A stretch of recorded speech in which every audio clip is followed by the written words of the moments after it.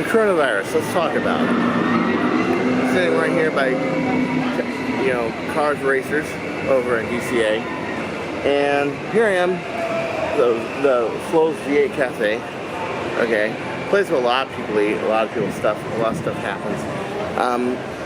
And let's face it, we get an outbreak here, it is going to be bad. Okay.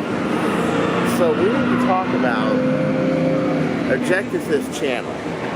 We need to talk about this serious issue that I think that a lot of people have been avoiding.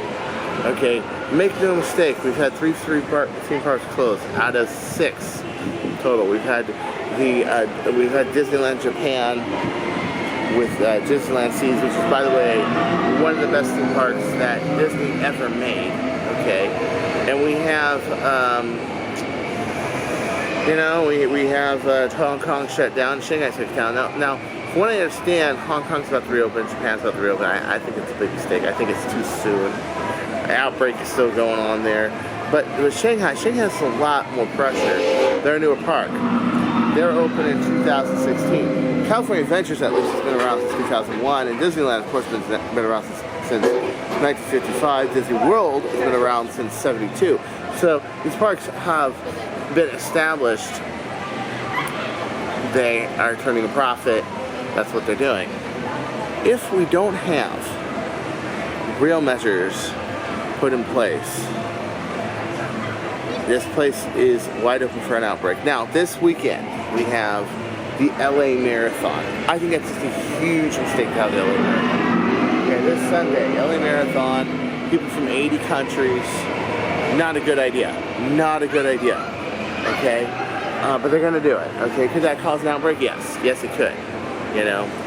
But there are a few things I think Disneyland can do and California Adventures can do to take measures. Now, already I'm hearing that they're doing more sanitizing efforts, this and that.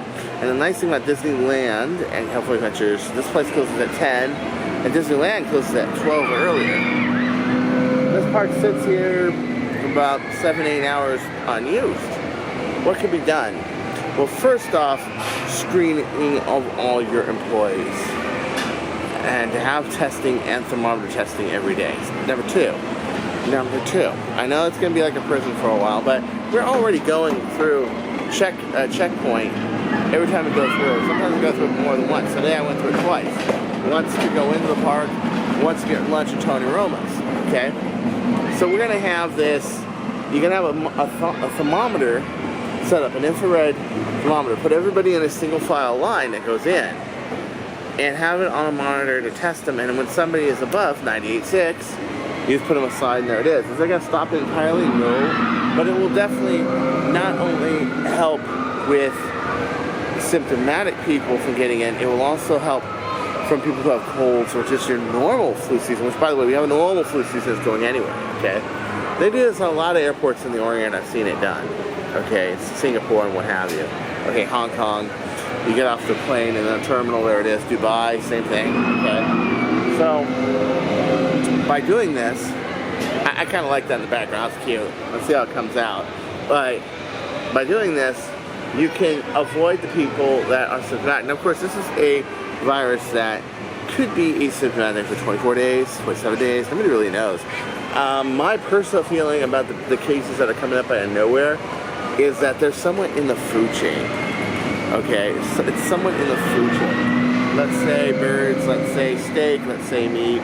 And there's very little understanding of this virus. There's a lot of fear of this virus, but there's not enough real work on really trying to figure out what this virus is about, which I think education and discovery, and the more we know, the better, is really the key to fixing this epidemic. But this epidemic can become the Spanish flu, and it doesn't matter how much they do.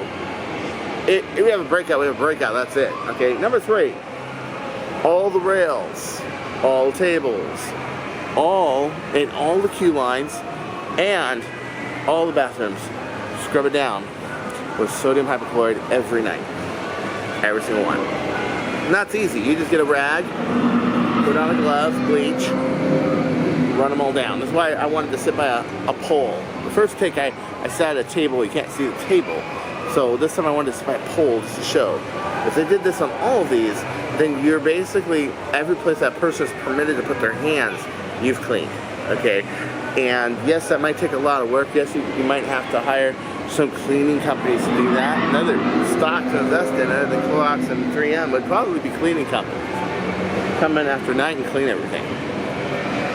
Yeah, so, and in Disneyland, I have seen a lot of people be avoidant, being a little distant, people not cramming in lines as much as they used to. And every time somebody coughs or whatever, even like a sneeze, like, this is like allergy season for me, you know? I get home, I'm like dying because I'm not around my HEPA filters. And that's without a virus, that's without a flu season. It's just the way it is, you know? You see a lot of people kind of moving away from people. People are a little distant right now. And it's not as packed as you would think. I mean, this is a Friday, and I can get on, and you'll see my other video where I walk or take a whole loop around the park on paths less traveled. That's what's called, paths less traveled, loop around the park. Look it up on Cartea Circle Theater. It's going up probably next, or it went up right before this. Okay. Space Mountain 25 minutes. Star Tours 15. Autopia 20. Star Wars Smuggler's Run 25. Yeah, it's pretty crazy. On a Friday, I would expect those numbers to be twice as high at least. So it's definitely making an impact. And I'm not just afraid for the Disneylands of the world. I am afraid of the Cedar Fairs. I am afraid of the for Six Flags parks that ended up like, New Orleans Jazzland, which was a Six Flags New Orleans, or parks like, Australia's Wonderland, that could fall in an economic crisis. And not just an economic crisis where people don't have money to go because, they just lost, juniors college fund on, American Airlines stock. But I mean like seriously?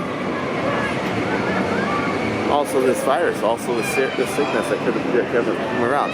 So I'm going to go enjoy Disney while I can before this closes down. Every month that Shanghai is closed, they lose $123 million. And not just in ticket sales, but in the debt it costs to pay for Shanghai Disney. So you got to understand, a lot of these parks that are 30, 40 years old, this one being almost 20, okay, are either out of their debts that they were in to borrow money for the parks, or are almost out of their debts. So the 30-year, the 40-year, the 20-year financing, done, So they don't have the kind of debt liability that, let's say, Shanghai has. Shanghai has huge debt liability. And from what I understand, that's a big deal. I mean, you can cry about, Tokyo Disneyland. Tokyo Disneyland is a beautiful park, okay? But it's paid for. Masuma, and Masuma Electronics pay for it. Tokyo Land Company pay for it. It's paid. It's done. It has no more debt. But Shanghai's in real trouble. And also been always hanging on by a thread has been Disneyland Paris. And they're desperate. And with this new CEO, it's going to be really interesting to see what he does and what he says. So until next time, this is Chris Cartea, Cartea Circle Theater. Don't you go changing, or I'll find you.